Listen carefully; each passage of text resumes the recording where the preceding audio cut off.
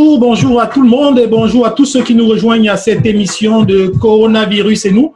Bien sûr, une émission qui a pour mission de vous donner comme ça l'occasion de parler de l'impact de cette pandémie dans votre vie, dans votre quotidien. Mais aujourd'hui, spécialement, nous avons l'honneur, on a vraiment le privilège d'avoir avec nous Madame Catherine Dorion, qui est députée de Tachereau pour Québec solidaire. Elle est porte-parole du deuxième groupe d'opposition en matière de culture, de communication, de langue française, en matière de francophonie, en matière de relations et de solidarité internationale, et aussi pour la jeunesse et pour les aînés. Vous comprendrez qu'elle a beaucoup de chapeaux. Et aujourd'hui, bien sûr, elle vient nous parler un tout petit peu comment elle utilise ses chapeaux dans cette situation grave. Et bien sûr, pour m'accompagner avec Catherine aujourd'hui, nous avons Mariam Bessiri qui est chroniqueuse et nous avons aussi Léonie Mandan qui est bien sûr journaliste. Et comme vous le savez toujours, vous êtes friand de ça, notre docteur qui est toujours là avec sa petite chronique qui vient nous aiguiser, nous piquer et nous donner des informations très importantes pour la santé. Alors, avant de commencer, on va donner la parole à Madame Dorion, qu'elle nous disait un petit mot, comment elle se sent par rapport à cette situation ici dans la province de Québec.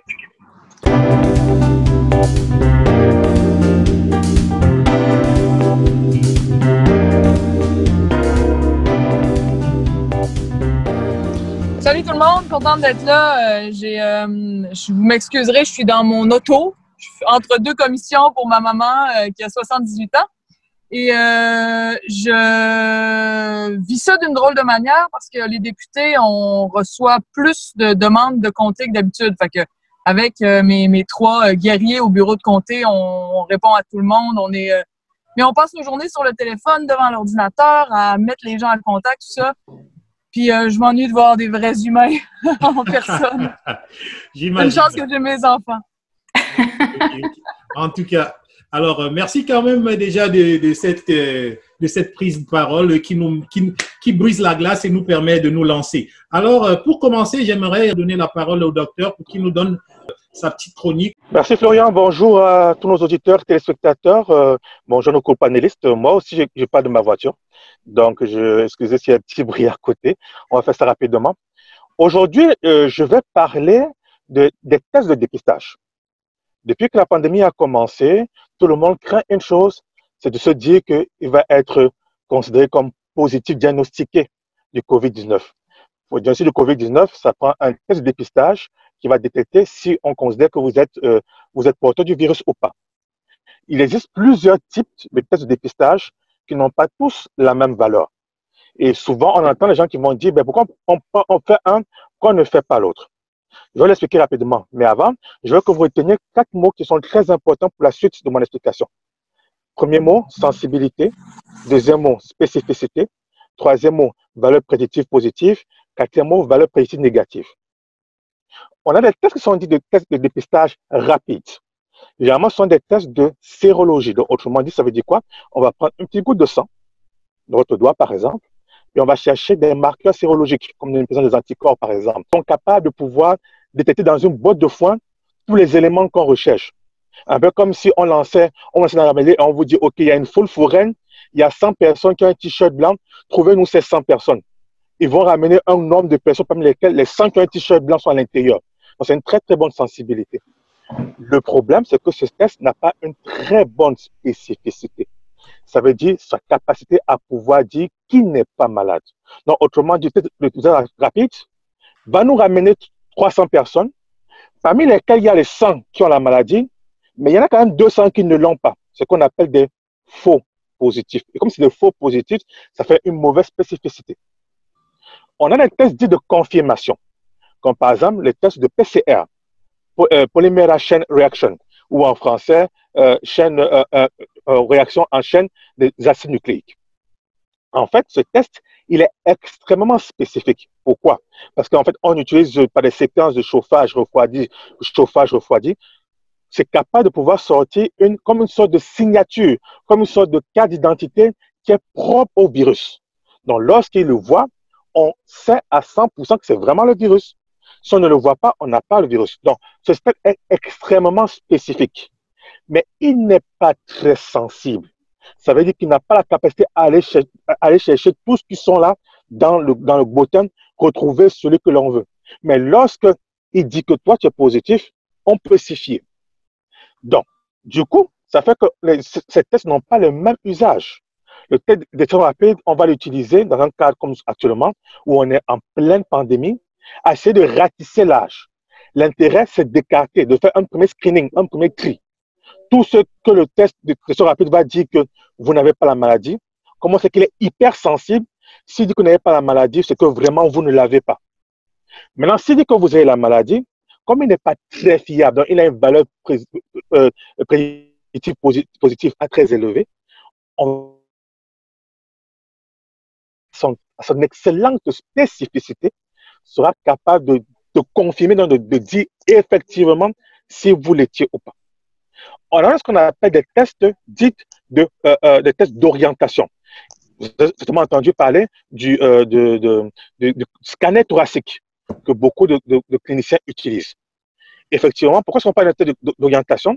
C'est parce que lorsque il y a des images qu'on a vues qui sont typiques du COVID-19, au niveau du scanner thoracique, ce qu'on appelle par exemple la pneumonie en verre dépoli, lorsque le scanner le voit, on sait avec certitude qu'à un moment donné, vous avez la maladie. Le problème de cette façon de faire avec le scanner, c'est qu'il n'est ni très spécifique, ni très sensible. Je m'explique.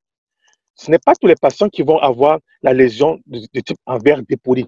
Ça prend plusieurs jours avant d'arriver. Donc, si on fait le scanner thoracique à une personne qui est en début, ça va être pour mettre négatif. Alors qu'en fait, peut-être, il fait la maladie. Donc, ce n'est pas très sensible. Mais ce n'est pas non plus très spécifique. Pourquoi? Parce que on peut voir une image de verre dépoli chez un patient, mais ça fait 1 mois, 2 mois, 3 mois qu'il avait eu la maladie, mais que maintenant, il n'a plus la maladie. Donc, si on se fie à l'image, on va dire, ah, il est positif au COVID-19, alors qu'en fait, il ne fait plus la maladie. C'est pour ça qu'on parle d'un test d'orientation, parce qu'en fait, il faut l'orienter avec le contexte clinique. Il faut que le clinicien, en utilisant cette image, regarde si, est-ce que le patient actuellement il tousse? Est-ce qu'actuellement il fait la fièvre? Ou bien est-ce qu'il a fait il y a 1 semaine? Ou bien est-ce qu'il y a d'autres signes? Donc, en fait, un test d'orientation, comme on l'appelle, comme le scanner thoracique, est toujours à confronter avec l'histoire clinique actuelle du patient pour s'en servir. Donc, pour les gens qui, parce que souvent, je lis dans les médias sociaux, pourquoi on n'utilise pas le scanner thoracique comme étant le scanner, un test de détection à large échelle? Non, on ne peut pas s'y fier parce qu'il n'a pas une très bonne sensibilité, il n'a pas une très bonne spécificité, donc on ne peut pas l'utiliser pour faire un screening à large échelle.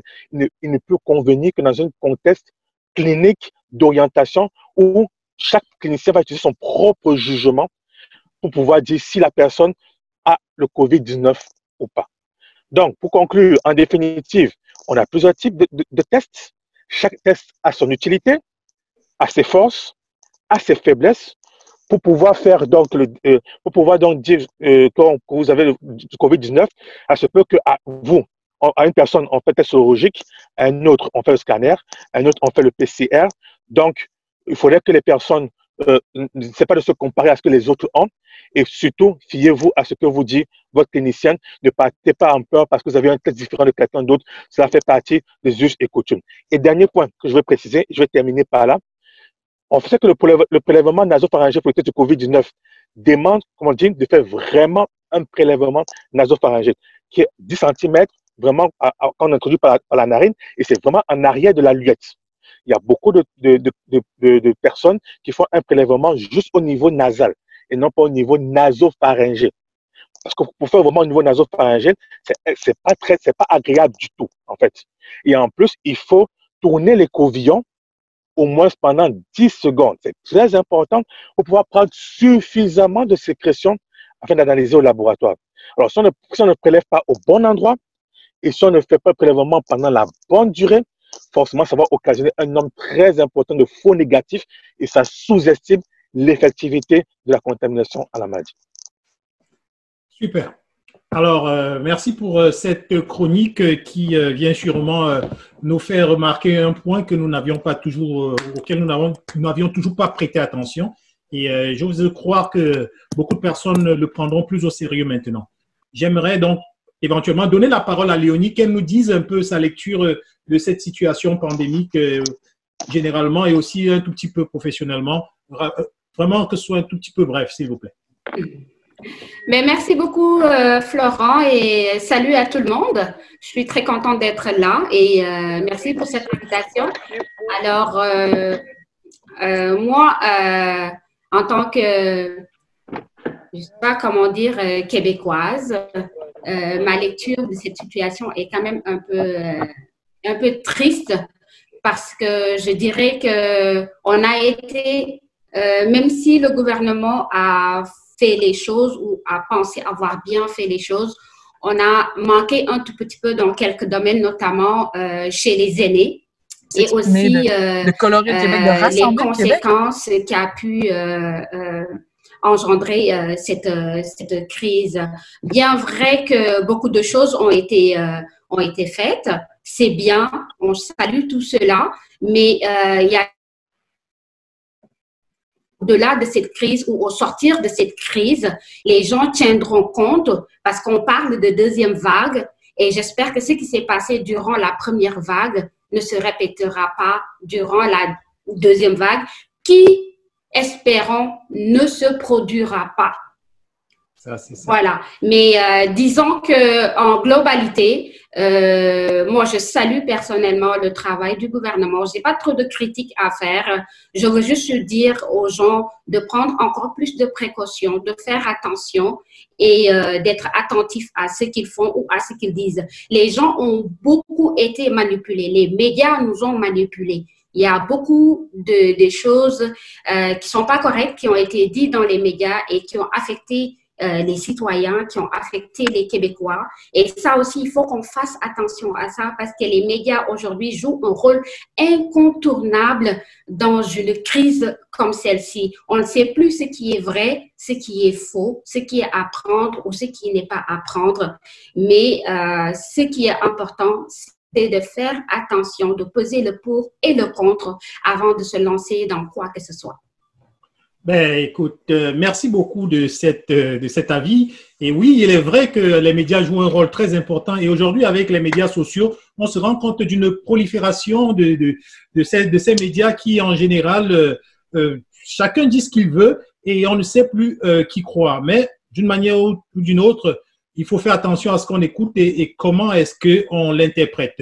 Pour commencer donc, Catherine, merci infiniment d'avoir pris vraiment le temps. On sait combien vous êtes occupée, combien votre emploi du temps est plein. On suit un tout petit peu vos activités depuis le début de cette pandémie et on salue ces activités d'ailleurs très louables. Je vais me jeter à l'eau avec ma première question. Depuis le début de cette pandémie, ça fait 2-3 mois de cette hécatombe, je dirais même. On parle beaucoup aussi d'argent, des déficits. Après le COVID, on s'inquiète beaucoup. Beaucoup de personnes parlent plus, quand je dis personne, je fais allusion bien sûr à certains dirigeants, parlent beaucoup plus du creux dans lequel on va se trouver au niveau économie. Est-ce que ce n'est pas un peu oublier aussi le côté humain? Qu'est-ce que vous pensez donc de la situation des aînés pendant et après cette crise sanitaire? En ce moment, la situation des aînés, ça dépend. Hein. Les aînés, c'est pas un groupe monolithique. Il y a beaucoup d'aînés qui sont pas dans une institution, qui sont pas dans une résidence pour aînés, qui vivent pas dans un CHSLD et qui passent assez bien à travers cette crise-là, outre que humainement, ne pas pouvoir voir leurs petits-enfants, ne pas pouvoir voir leur entourage, c'est aussi difficile que pour n'importe qui. Et qu'il est arrivé qu'il y ait un petit peu d'agisme dans la population ou même dans les médias pour dire « reste chez vous, qu'est-ce que tu fais? Tu prends des risques. » Bon, ben c'est des adultes comme tout le monde, hein, ils prennent les risques qu'ils veulent. Mais pour ceux qui vivent en CHSLD, là, c'est d'autres choses. Et puis dans certaines résidences privées pour aînés, CHSLD privées, ça a été l'horreur. Là. Quand ça a commencé à éclater médiatiquement, les gens qui sont rentrés, les gens de la santé publique qui sont rentrés dans l'un de ces CHSLD-là a comparé la situation à un camp de concentration. C'est quand même pas rien, là. Il y a des gens qui sont morts, pas de la COVID, qui sont morts de faim, de soif. Il y a eu des témoignages et des témoignages de soignants ou de gens qui se sont portés volontaires pour aller travailler à cause du manque de main-d'œuvre, qui ont dit la tragédie, c'est pas la COVID. Oui, la COVID fait exploser la tragédie, mais la vraie tragédie, c'est qu'il n'y a pas assez de bras, il n'y a pas assez de monde pour fournir les soins minimums. Là, on parle de manger, aller aux toilettes, boire de l'eau. Là, c'est les soins minimums. Et ça, cette situation-là de manque de bras, ça fait 20 ans et de façon plus aiguë, depuis 10-15 ans, que les travailleurs en parlent, les préposés en parlent, les infirmières, les syndicats, les protectrices du citoyen. Donc, ça a été... les appels au secours ont été continus depuis 15 ans, 20 ans. Et là, le fait que pendant toutes ces années-là, le Parti libéral n'ait fait qu'empirer les choses en continuant les compressions dans le système de santé.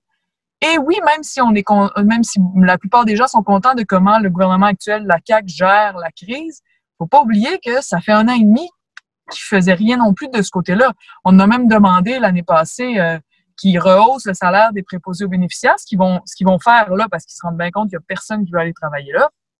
C'est une job extrêmement difficile, demandante du point de vue humain, du point de vue physique, et risquée en plus en temps de pandémie. Mais nous, on l'avait demandé l'année passée, puis ils n'ont pas voulu.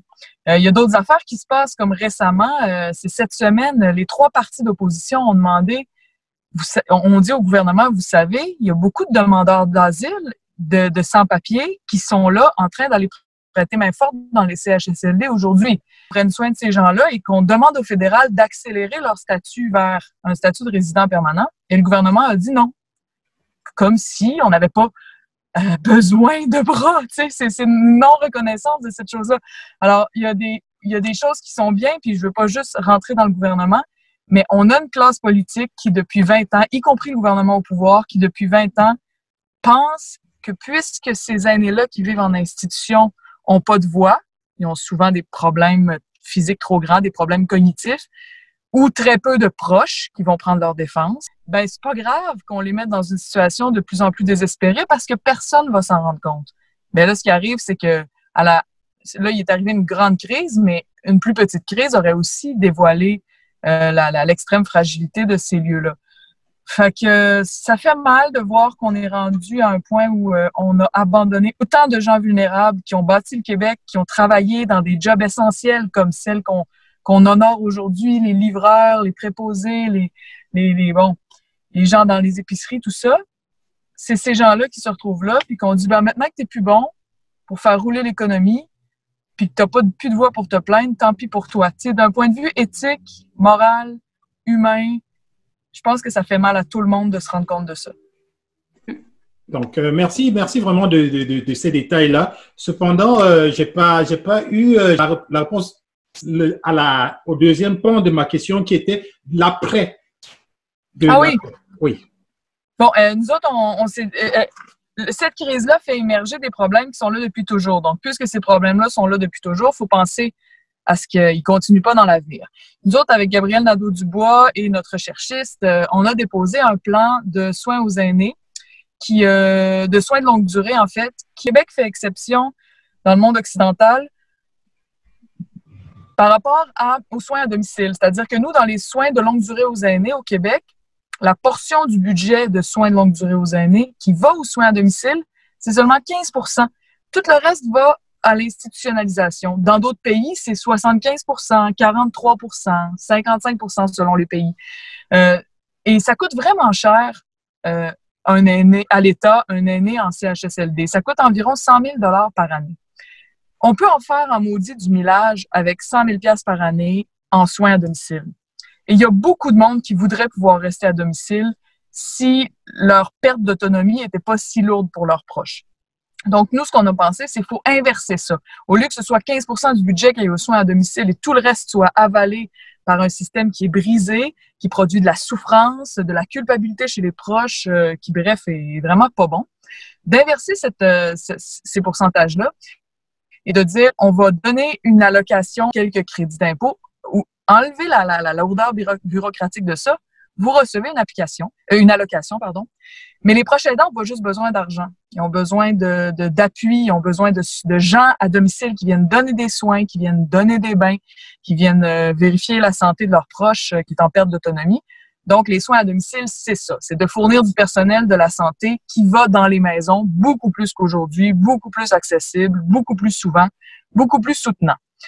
C'est sûr qu'à un moment donné, il y a des personnes qui auront pas d'autre choix quand même, malgré tout, que d'aller vivre en institution quand les cas deviennent trop lourds, trop compliqués.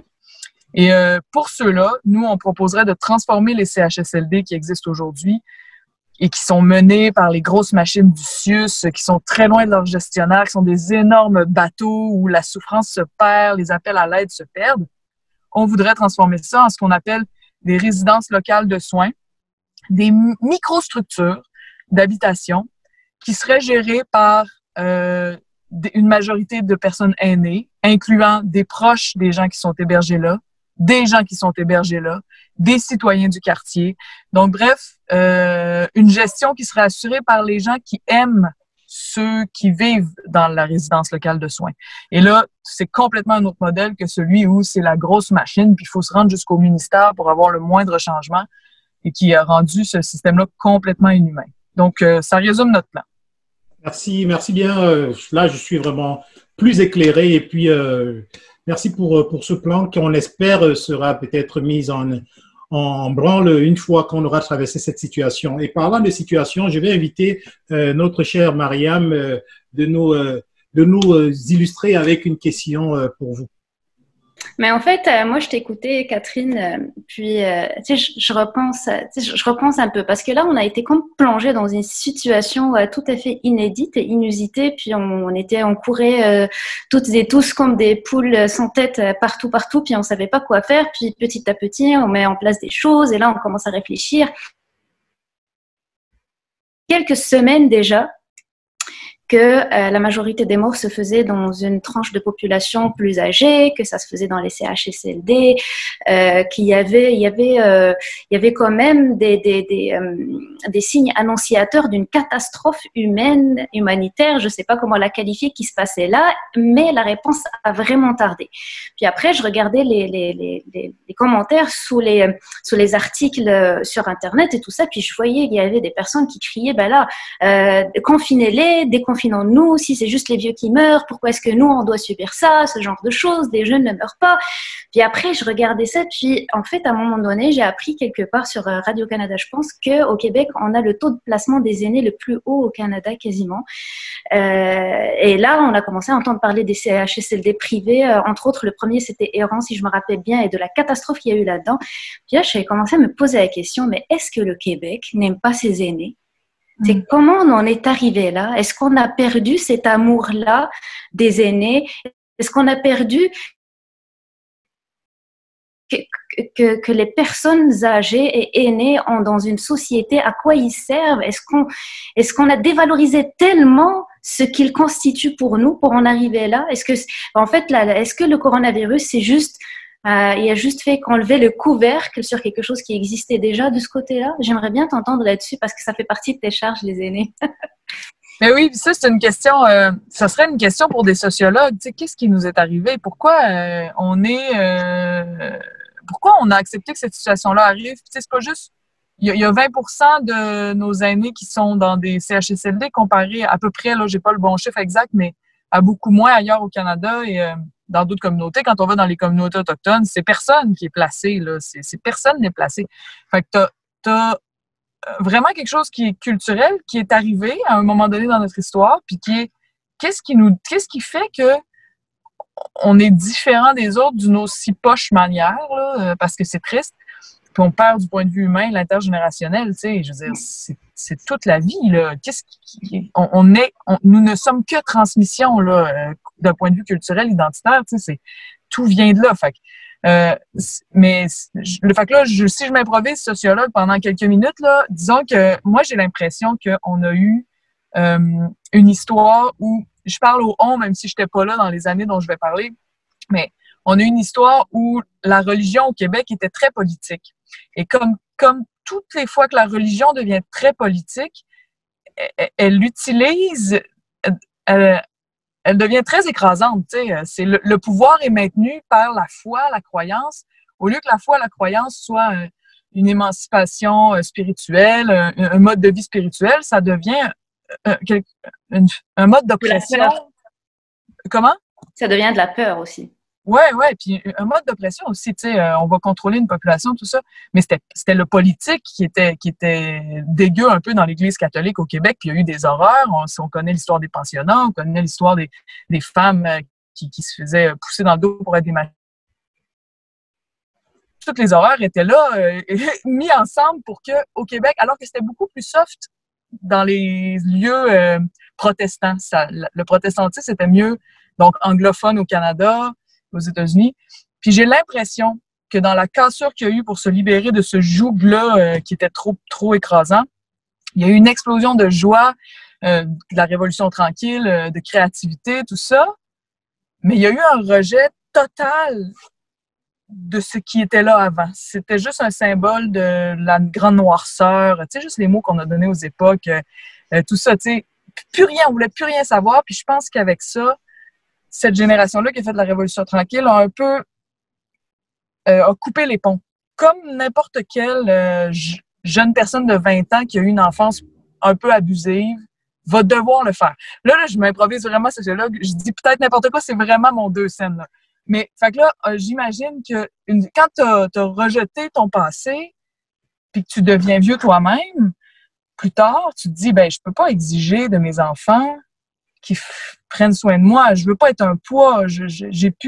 T'as pas vécu ça comme jeune de t'occuper de ce qui était là avant toi. Fait que tu vois pas que les jeunes vont le faire non plus. Puis là, s'instaure une culture de coupure générationnelle où, en ce moment, les aînés au Québec, c'est une de leurs priorités, c'est de ne pas être un poids pour leurs enfants. Puis moi, des fois, j'ai le goût de dire, oui, mais c'est pesant avoir des enfants. Je veux dire, moi, je m'occupe de mes enfants. Je veux pas nécessairement leur faire signer un contrat, puis je veux qu'ils soient libres, là, mais je veux dire, on peut-tu comme être un peu moins, tu sais, on élève nos enfants, on leur donne tout ce qu'on a, puis ensuite on essaie de, tu sais, ma mère en ce moment encore, elle a 78 ans, elle garde mes enfants, ben pas en période de COVID, mais tu sais, elle fait encore tellement pour moi.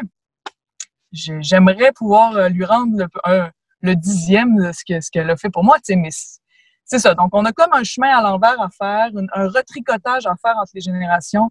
Puis c'est clair que des politiques comme celles qui ont été appliquées dans les 15 dernières années, 20 dernières années sur notre gestion des aînés, le fait qu'on ait laissé faire ça, c'est malgré les signaux d'alarme, c'est gênant, c'est difficile à comprendre. Moi, j'adore le Québec, là, mais ça, c'est un des pas beaux côtés du Québec. Là. Ouais, puis tu vois, je suis d'accord avec toi, c'est que c'est justement, moi ça fait quoi maintenant presque 11 ans que je suis au Québec, puis ça fait partie des choses qui m'avaient marqué en arrivant, c'est d'entendre des personnes aînées ou des personnes, je veux dire des adultes, très adultes, dire ben à un moment, ah non, mais moi je veux pas être un poids pour mes enfants. Et ça m'avait marqué parce que je me disais, mais est-ce qu'ils se rendent compte du bien, de leur rôle qui va se transformer. C'est clair qu'on n'a plus le même rôle en grandissant, en vieillissant, mais il y a un rôle aussi qu'ils vont avoir plus en vieillissant dont il ne faut pas priver la jeune génération. Et justement, je pense que c'est là-dessus que... Mais en tout cas, moi, j'aimerais mieux vivre ou vieillir dans ce que vous proposez que dans ce qu'il y a actuellement. Moi aussi, parce que la perte d'autonomie, tu sais, c'est une angoisse pour tout le monde, mais ça peut arriver. Il faut vivre avec, là. Non seulement, il faut pas qu'on l'invisibilise, ça arrive dans toutes les familles, puis ça peut t'arriver, ça peut m'arriver un jour. Ouais. Mais moi, à écouter Mme Dorion, ça me pousse à poser la question suivante qui est, est-ce que la révolution doit nous faire perdre le sens des valeurs telles que, genre, le bien-être dans la famille, le maintien de la famille? Parce que quand vous dites que les parents se posent des questions, je ne veux pas être un poids pour mon enfant, je dois les laisser faire leur vie. On dit tellement ça au Québec que l'enfant lui-même se conforte dans ça en disant, bah, je n'ai pas à m'occuper de lui, il n'a qu'à s'occuper de lui-même. Ce qui fait qu'aujourd'hui, ils grandissent, ils quittent le foyer familial, les parents vieillissent, se meurent tout seuls, et lui, il est là-bas, il joue dans son cocon, il est avec ses réseaux sociaux, avec ses amis, il se soucie même pas de son papa qui est malade ou de sa maman qui s'inquiète autant pour son bien-être ou autant pour son mari, mais a juste envie d'être bien. et l'autre se dit, ben, je n'ai pas le droit de le fatiguer. Mais non, je pense que les choses ne doivent pas être comme ça. Aujourd'hui, nous devons enseigner à nos enfants quel est le sens des valeurs. Qu'est-ce que c'est que la famille? La famille est très importante parce que je pense que si on avait continué dans ce sens d'enseigner certaines valeurs, on n'en serait pas aujourd'hui là avec la crise qu'on voit dans les CHLD. Parce qu'on voit ce qui se passe dans ces centres-là avec le COVID, mais le problème était bien là avant le COVID. Le problème était là. Moi aussi, quand je suis arrivée au Québec, c'est une chose qui m'a marquée. Je me disais, mais pourquoi ils les laissent? Je travaillais dans une institution financière, mais les aînés, ils venaient et ils avaient envie de te raconter toute leur vie.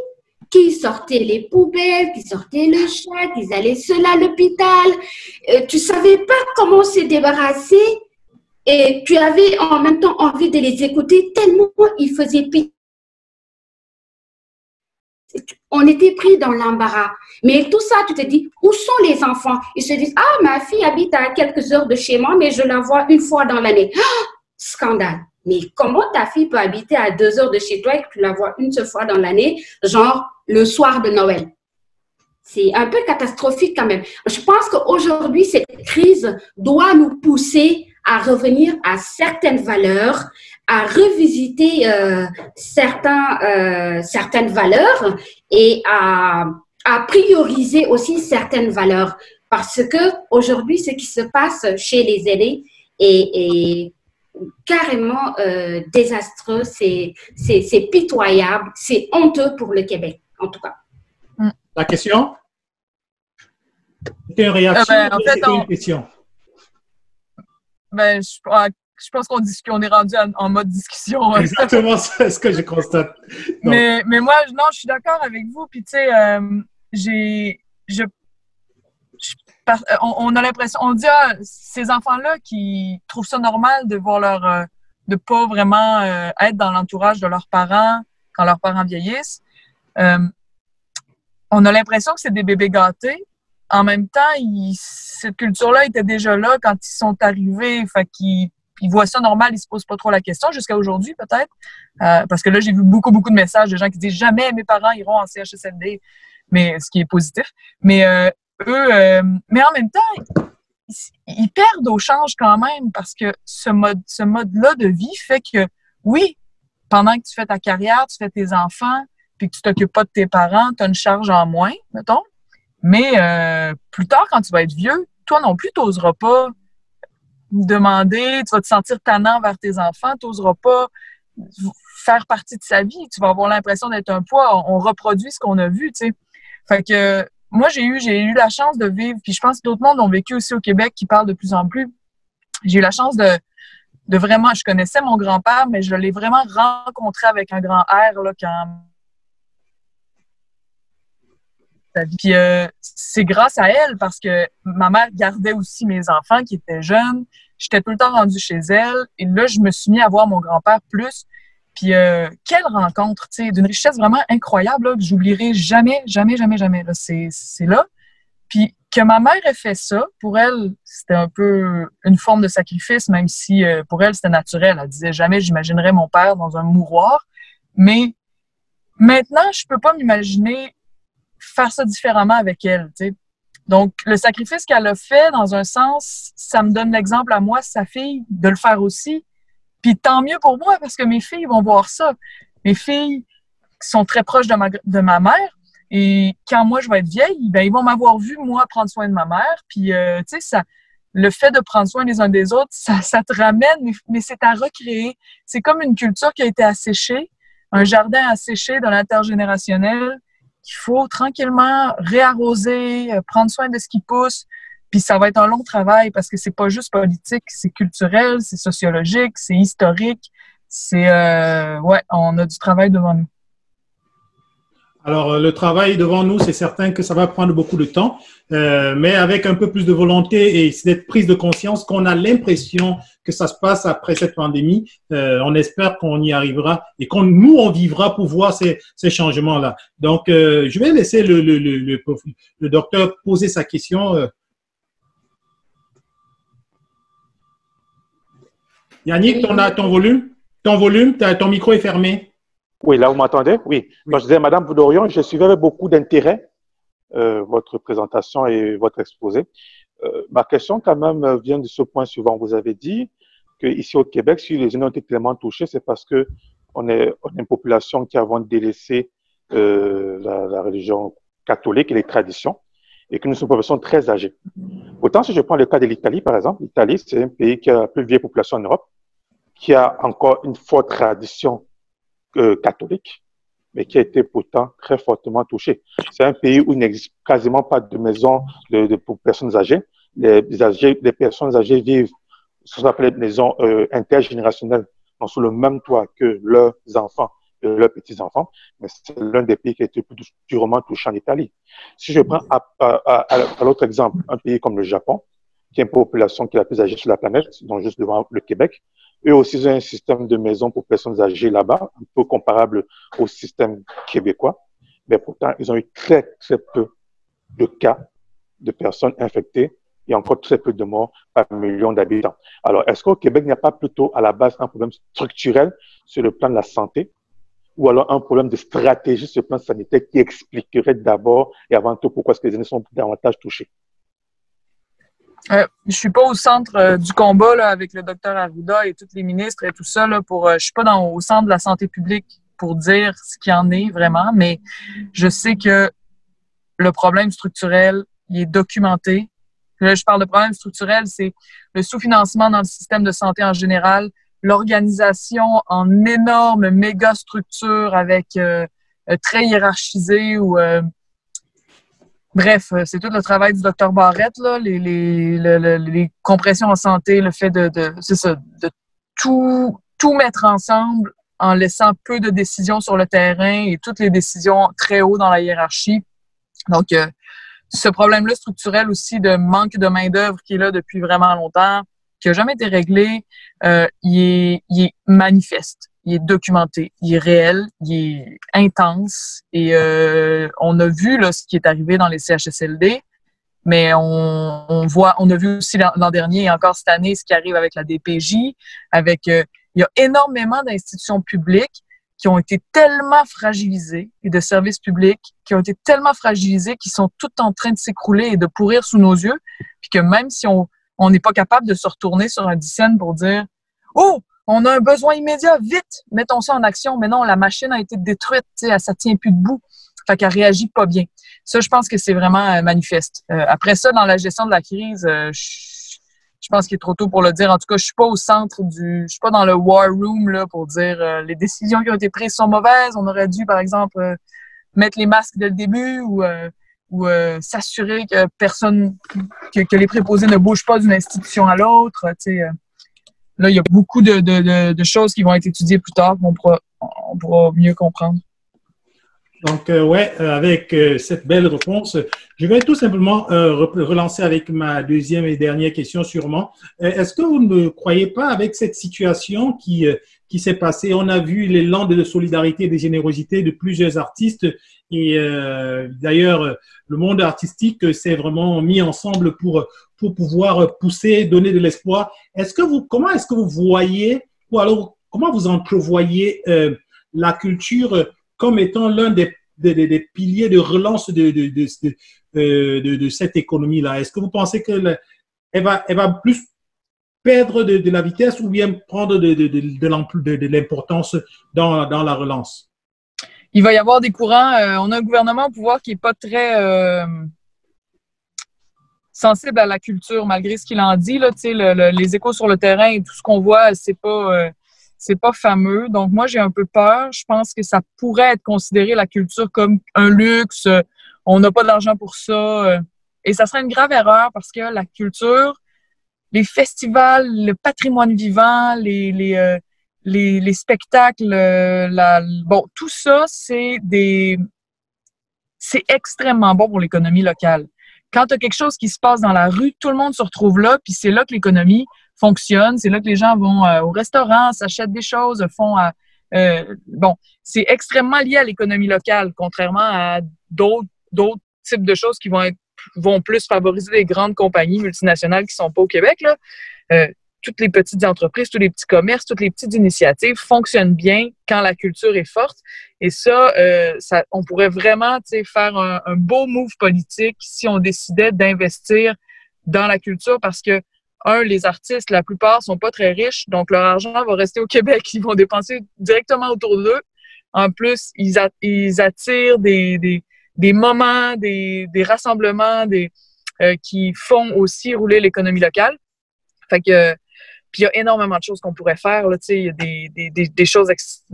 bon, les artistes, de toute façon, ont une créativité sans fin. Fait que nous, on va déposer la semaine prochaine plein de suggestions. Ça ne sera pas un plan aussi complet là, que celui qu'on a déposé pour les aînés, mais plein de suggestions qui pourraient aider dans ce sens-là, puis relancer la culture à un moment, je pense, où on va avoir vraiment besoin, en sortie de crise, là, de vivre, d'exprimer, de danser, de chanter ensemble, de se retrouver, ça va être un besoin là en plus. Fait que là, on parle d'économie parce que politique et économie, malheureusement, sont venus à faire un peu synonyme, mais ça devrait pas, c'est le bonheur, c'est la joie, la réhabilitation du vivre ensemble qu'on va avoir besoin de faire. Fait que tout ça, on va sortir plein de petites idées. Ben oui, peut-être dans ces idées-là, vous allez peut-être nous composer une petite chanson pour relancer les choses. Alors, donc, on va écouter Mariam qui a suivi. Oui, mais tu as tout à fait raison, Catherine, parce que je pense qu'à la sortie de la crise, on aura tellement été enfermés et tout ça qu'on va tous vouloir sortir, découvrir, c'est ça, brevet de culture, ça, c'est de ce genre de choses, comme tu dis, danser, lire, aller assister à des spectacles. D'ailleurs, moi, je regrette toutes les pièces de théâtre que j'ai pas vues. Maintenant, en période de confinement, je regrette toutes les activités culturelles que j'ai dédaignées ou que j'ai pas le temps ou les moyens de faire. J'aurais dû. Ne serait-ce que l'exposition de Frida. Je suis partie en voyage, elle venait de commencer. Je suis revenue, on est en confinement, j'aurais pas l'occasion de la voir. Ça me met le cœur en petits lambeaux et je me dis, ben après, c'est avec le manque d'intérêt qu'on a vu pour la culture dans les décisions actuelles et tout ça. Puis là, on va revenir endetté, pas d'argent, relance économique à faire, de la reconstruction. Est-ce que l'accès à la culture ne va pas devenir plus compliqué, plus difficile, plus élitiste? Je ne sais pas. J'espère que non. Il y a comme deux canaux en même temps. Il y a celui de la culture subventionnée qui reçoit des aides, puis il y a l'autre à côté qui est... il y a beaucoup de culture sur Internet directement qui se fait. Des gens qui font des mimes, là, c'est de l'art, ça, tu sais. Il y a des gens qui font des vidéos, des trucs. Mais il y a aussi des événements qui s'organisent comme ça, là. Fanfare improvisée au coin de la 12e et de la 2e à telle heure, tel jour. Puis là, on n'est plus dans la culture subventionnée, c'est comme d'autres choses. Ça, moi, je pense que ça va exploser.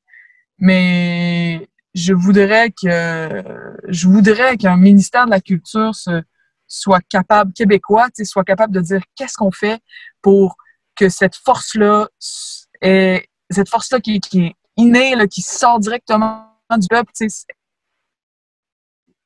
prendre sa place, de s'exprimer, de colorer le Québec, de rassembler le Québec aussi, de nous sortir de nos individualités. Aussi, après, le COVID nous permet de nous reconstruire parce que là, franchement, on est coupé, mais sec.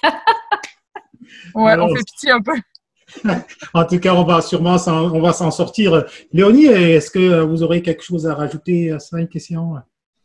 Alors, pour rebondir un peu, j'espère que la culture sera toujours au rendez-vous pour nous faire vivre de bons moments parce qu'actuellement, avec cette crise, c'est pas du tout évident et il y en a qui ne vivent que de ça, ils ont hâte que ça reprenne. Et la question que je voudrais poser à Madame Dorion, tout à l'heure, dans son introduction, elle a un peu évoqué ce qui se passe dans les coulisses et elle a parlé des demandeurs d'asile qui sont actuellement sur le terrain en train de travailler fort et à qui, d'après vous, le gouvernement va refuser qu'on rétablisse leur statut. Est-ce que vous allez faire quelque chose pour qu'au moins, même statut de résident permanent, qu'ils aient un statut de résident temporaire? Parce qu'il y a une pétition qui est en train de circuler pour qu'on rétablisse leur statut, qu'ils quittent le statut de demandeur d'asile, Mais est-ce que vous, au sein de votre comité ou de votre parti, vous allez faire quelque chose pour qu'au moins ces gens-là aient un statut de résident temporaire qui ne serait juste qu'une reconnaissance pour tout le travail qu'ils ont fourni durant cette crise? Si je ne me trompe pas, la demande est faite au fédéral, puis nous, on est au gouvernement provincial. Fait que ce qu'on a fait, c'est essayer d'obtenir de l'Assemblée nationale que le gouvernement du Québec demande au gouvernement fédéral de reconnaître ça. On est la province la plus touchée. Montréal est une des villes les plus touchées au monde. Je veux dire, faut tout faire pour, je veux dire, ça serait complètement pas rendre à ces gens-là ce qu'ils nous donnent en ce moment, qui est d'un précieux irremplaçable. Je veux dire, s'ils sont pas là, ils sont pas là, puis il y a personne d'autre qui est là à leur place. Donc, c'est pour ça qu'on a fait la demande, mais c'est la Coalition Avenir Québec qui a refusé. C'est-à-dire que le Parti libéral, Québec solidaire et le Parti québécois étaient tous unis dans... en passant, ces trois partis-là représentent plus que la moitié des votes des Québécois, là. Mais à cause de notre système électoral, celui qui gagne le plus de votes, la CAQ, 25% des Québécois se sont déplacés pour aller voter pour la CAQ. Mais à cause de notre système électoral, c'est lui qui a tout le pouvoir. Fait que là, ils ont dit non, on fera pas cette demande-là au nom du Québec. Fait que là, oui, malheureusement, ce qui reste maintenant, c'est de passer par la mobilisation populaire, de faire des pétitions, d'envoyer des lettres, de faire des vidéos de vulgarisation pour augmenter l'appui dans la population à cette idée-là, puis augmenter aussi la reconnaissance, le respect, parce qu'il y a beaucoup de gens qui sont pas au courant que des demandeurs d'asile ou des gens qui ont perdu leur sont en train de prendre des risques, de risquer leur vie pour les nôtres, tu sais. Fait que, voilà. Donc, j'imagine que le docteur veut rebondir à ça. Je veux juste vous dire qu'il me reste 3% sur mon téléphone. Oui, si ça coupe, je vous dis au revoir d'avance, que c'était belle fun, mais profitons des derniers pourcents. D'accord. Yannick, tu as 3%. Oui, je vais très vite. Vous savez qu'on est au Québec, normalement, on fait le tournage des films et des téléséries pendant le printemps et l'été. À cause du Covid, c'est annulé. Les festivités pour la Saint-Jean, on ne sait pas si ça sera lieu, mais probablement que ce sera annulé. Les festivals d'été, comme le Festival d'été de Québec, ou bien Juste pour rire, risquent d'être annulés toujours à cause du Covid. Alors, qu'est-ce que vous, au niveau du Québec solidaire, qu'est-ce que vous proposez comme alternative ou comme proposition pour toute cette industrie qui va être impactée par le Covid et qui n'aura pas lieu cet été ou ce printemps? Comme je vous disais, on va sortir un plan avec des idées de relance. Pour l'instant, on a eu très peur pour tout ce monde-là. Les artistes ont été les premiers touchés et vont probablement être parmi ceux qui vont être touchés le plus longtemps, en dernier. Fait que, mais heureusement, pour les artistes, il y a eu des mesures pour les entreprises culturelles puis des mesures pour les artistes eux-mêmes à travers des trucs du fédéral. Fait que ça, on était contents parce que ça leur permet de tenir le flot pour l'instant. Mais en ce moment, ils sont en train de tout dépenser leur argent de l'année. Tu sais, la plupart des artistes, il y a tellement d'activités artistiques l'été, que ce soit, comme vous avez dit, tournage, festival, tout ça, que la plupart des artistes font la moitié de leur argent de l'année l'été.